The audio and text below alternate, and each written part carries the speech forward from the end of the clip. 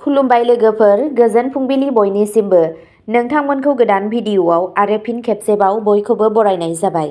आं दिनै नोंथांमोननि सिगाङाव 16 माघ दान 1433 एबा 30 जानुवारि 2025 मायथाइनि सानसेनि फानजामुथिखौ फरायथिनो लादों।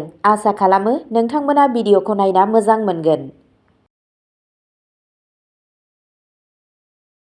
गिबियावनो दङ मेष राशि। दिनैनि साना मेष राशिनि सुबुंफोरनि थाखाय जेंना आरो जेंनानि सान जानो हागौ। दिनै नोंथाङा मावख'नि सासे गागि मावख'गिरिजों गोरोबलायैनि जाहोनाव भुगिनांनो हागौ। दिनैनि साना मोनसे गलाय-गथाय सान आरो नों गावनि रागाखौ दबथायनाया साबसिन। खाफालआ मोनसे गोदान सोमोन्दोजों जोंगोन। नोंथाङा समाजारि मान मोनगोन। नोंथाङा लोगोफोरजों मोनसे गोलाव दावबायनायाव थांनो हागोन। नोंथांनि दिनैनि खाफालगोनां दिगआ जादों खोला-सानजा, खाफालगोनां अनजिमाया जादों 5 आरो खाफालगोनां गाबआ जादों गोथां गाब। वृषभ राशि। दिनैनि साना वृषभ राशिनि सुबुंफोरनि थाखाय जेंना आरो जेंनानि सान जागोन आरो दिनै नोंथाङा गोनांथि गैयाजासे गोख्रोंसिन खामानि मावनांगोन। जुदि नोंथाङा सासे सोरखारि मावख'गिरि, अब्ला गागि मावख'गिरिफोरजों नांलाय-खमलाय जानो हागौ। बेलासियाव नोंथाङा समाजारि रायज्लायनायनिफ्राय मुलाम्फा मोनगोन। गोदान बिथांखिनि सायाव गोसो हो। हरखाब मुलाम्फा जानो हागौ। नखरनि बयजोंबो रायज्लायनाया बांगोन। नोंथांनि दिनैनि खाफालगोनां दिगआ जादों खोला-सोनाब, खाफालगोनां अनजिमाया जादों 7 आरो खाफालगोनां गाबआ जादों ब्राउन गाब। मिथुन राशि। मिथुन राशिनि सुबुंफोरा रांखान्थियारि मुलाम्फा जागोन। दिनै साख्रि आरो फालांगियाव नोंथांनि थाखाय जाफुंसारनायनि खाबु दं। दिनै नोंथांनि थाखाय मुलाम्फानि खाबु दं आरो साख्रिनि फालांगिजों सोमोन्दो थानाय माखासे जेंनाफोरा सुस्रांजागोन। मोनसेबो फालांगिया फिसा आरो गिदिर नङा। नोंथाङा गोब्राब खामानि मावनानै गासैयावबो जाफुंसार जानो हायो। हरआ लोगोफोर आरो नखरजों गोजोनै थागोन। नोंथांनि दिनैनि खाफालगोनां दिगआ जादों खोला-सानजा, खाफालगोनां अनजिमाया जादों 5 आरो खाफालगोनां गाबआ जादों टमेट' गाब। कर्क राशि। बे राशिनि सुबुंफोरनि थाखाय मुलाम्फानि सान आरो दिनै नोंथाङा गावनो गुसु जागोन। रावबो बेरेखा हान्जानि सोंखारिनायाव गोसो होआजासे गावनि खामानियाव गोसो हो। जाफुंसारनाया इयुनाव नोंथांनि आथिंखौ खुदुमगोन। नोंथाङा नोंथांनि समाजारि बिथिङाव रायज्लायनायखौ बांहोनो हागोन। रां आरो जिउ राहानि बेलायाव नोंथाङा मुलाम्फा जागोन।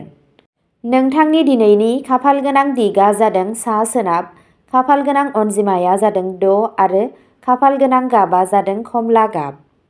सिंह राशि। सिंह राशिनि सुबुंफोरा राङारि मुलाम्फा मोनगोन आरो दिनै नोंथांनि सुथुरफोरनिफ्राय गोजानाव थानो बोसोन होनाय जायो। दान्थे-बिदान्थेनिफ्राय बारग'नो नाजा। दिनै गोसोआ नाङा-फाङा जिंगाजों गोजोन गैयै जागोन। नोंथाङा गोदान मोनफुंनायफोरनिफ्राय मुलाम्फा जागोन आरो गोब्राब नाजायोब्ला नोंथाङा जाफुंसार जागोन। समाजारि बिबानाबो बांगोन। दिनै सोरबा सिनाय मोनै सुबुंजों लेनदेन दाखालाम। नोंथांनि दिनैनि खाफालगोनां दिगआ जादों सा-सोनाब, खाफालगोनां अनजिमाया जादों 3 आरो खाफालगोनां गाबआ जादों टमेट' गाब। कन्या राशि। कन्या राशिनि सुबुंफोरा राङारि मुलाम्फा मोनगोन आरो रांनि सन्माननि बेलायाव जाफुंसार जागोन। नोंथाङा खुरमा बाहागिफोरनिफ्राय गोजोननाय मोनगोन आरो नखरनि खामानियाव नोंथांनि बाहागो लानाया बांगोन। नोंथाङा सोरजिलु हाबायाव गोसो होगोन। जेब्ला मोनसे गाज्रि थासारि सोमजियो अब्ला गावनि रागाखौ दबथाय। नखरनि जेंनाया सुस्रांजागोन। रायजोनि हेफाजाबबो थागोन। सान हाबनाय समाव हरखाबै मुलाम्फा जानायनि खाबु दं। नोंथांनि दिनैनि खाफालगोनां दिगआ जादों सा-सोनाब, खाफालगोनां अनजिमाया जादों 7 आरो खाफालगोनां गाबआ जादों गोमो गाब। तुला राशि। बियो तुला राशिनि सुबुंफोरनि थाखाय मुलाम्फानि सान आरो दिनै नोंथांनि मासि आरो गोहोआ बांगोन। जेंनाफोरा जोबगोन आरो गोसोआरि हेंथाया जोबलांगोन। गोलाव दावबायनायाव थांनायनि खाबु दं। नोंथाङा मावख'नि खामानि बायदि एसेल' मोनगोन। फालांगिनि बेलायाव मुलाम्फा जागोन। नोंथांनि दिनैनि खाफालगोनां दिगा जादों सोनाब, खाफालगोनां अनजिमाया जादों 6 आरो खाफालगोनां गाबा जादों गोथां गाब। वृश्चिक राशि। वृश्चिक राशिनि सुबुंफोरा मान मोनगोन आरो नोंथाङा माबा मोनसे खालामनो गोसो जागोन।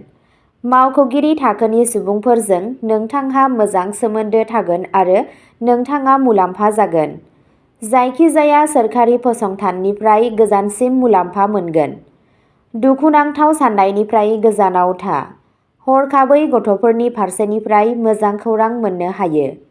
नोंथांनि दिनैनि खाफालगोनां दिगा जादों सानजा, खाफालगोनां अनजिमाया जादों 9 आरो खाफालगोनां गाबा जादों गोजा गाब। धनु राशि। धनु राशिनि सुबुंफोरा मुलाम्फा जागोन आरो दिनै नोंथाङा बबेबा मोनसे थि हाबाफारिनि सिङाव रांनि मुलाम्फा मोनगोन। नोंथांनि फोथायनाया बांगोन आरो नोंथाङा मोनफ्रोमबो खामानियाव जाफुंसार जागोन। सानफ्रोमबोनि हाबाखौ नेवसिनाङा। नोंथाङा सिगांनि आयदायाव बिजिरसंनायनि मुलाम्फा मोनगोन। हाथरखिआ गोदान सोमोन्दोफोरजों जौगागोन। नोंथांनि दिनैनि खाफालगोनां दिगा जादों सा-सानजा, खाफालगोनां अनजिमाया जादों 5 आरो खाफालगोनां गाबा जादों गोजा गाब। मकर राशि। मकर राशिनि सुबुंफोरा सानसे जेंना गोनां जानो हागौ। गोजौ थाखोनि मावख'गिरिफोरजों गोरोबलायै जानो हागौ। हाबा जानाय जिउआव गोरोबलायनाय फैगोन। गोहो बांनायजों सुथुरफोरनि गोसोआ बायगोन। साननि उननि बाहागोआव आलासिफोर हरखाबै सौफैनाया खरसानि बजाखौ बांहोगोन। दिनै नोंथाङा धोरोम गोनां हाबाफोरनि मुलाम्फा मोनगोन। रांजों सोमोन्दो गोनां बिथांखिफोरा जाफुंसारगोन। नोंथांनि दिनैनि खाफालगोनां दिगा जादों सानजा, खाफालगोनां अनजिमाया जादों 8 आरो खाफालगोनां गाबा जादों गोथां गाब। कुम्भ राशि। कुम्भ राशिनि सुबुंफोरा मुलाम्फा जागोन आरो दिनै नोंथाङा ग्रसारनि गोथार गोहोमजों जाफुंसार जागोन। उननि खावसेयाव माबा मोनसे दिदोमथि गैयैआ नोंथांखौ जेंनानि जाहोन जानो हागौ। नोंथाङा खामानि मावनो गोसो जानाय नङा। गंसे गारि, हा बायनाय, जायगा सोलायनायनि मोनसे गोजोनथाव जाब्रबथायबो जानो हागौ। संसारारि गोजोननाय आरो नखरारि बाहायनायनि बेसादफोरखौ बायनो हायो। नोंथांनि दिनैनि खाफालगोनां दिगा जादों खोला, खाफालगोनां अनजिमाया जादों 9 आरो खाफालगोनां गाबा जादों गलापि गाब। मीन राशि। मीन राशिनि सुबुंफोरा राङारि मुलाम्फा मोनगोन आरो नोंथांनि धोन पुन्जिआ बांगोन। दिनैनि साना गथ'फोरजों सोमोन्दो थानाय जेंनाफोरखौ सुस्रांनायाव बारहोगोन। नोंथाङा मोनसे बादायलायनायाव देरहानो हायो। नोंथांनि गोसोआबो जायखिजाया जुनिया जाफुंसारनायजों खुसि जागोन। नाथाय बोथोर सोलायनाया सावस्रियाव गाज्रि गोहोम खोख्लैनो हागौ। नोंथांनि दिनैनि खाफालगोनां दिगा जादों सा-सोनाब, खाफालगोनां अनजिमाया जादों 6 आरो खाफालगोनां गाबा जादों गोथां गाब। अब्ला दिनैनि राशि फरायथिनाया एसेनोसै। नोंथांमोनहा जुदि सोरबाफोर फेसबुकआव खौरां खोनासंनानै मोजां मोनो अब्ला जोंनि डियार ब्रह्म फेसबुक पेजआव थांनानै खौरांखौ खोनासंहैनो हागोन। पेजनि लिंकखौ डिस्क्रिप्शनाव होनाय जादों। गोजोन्थों।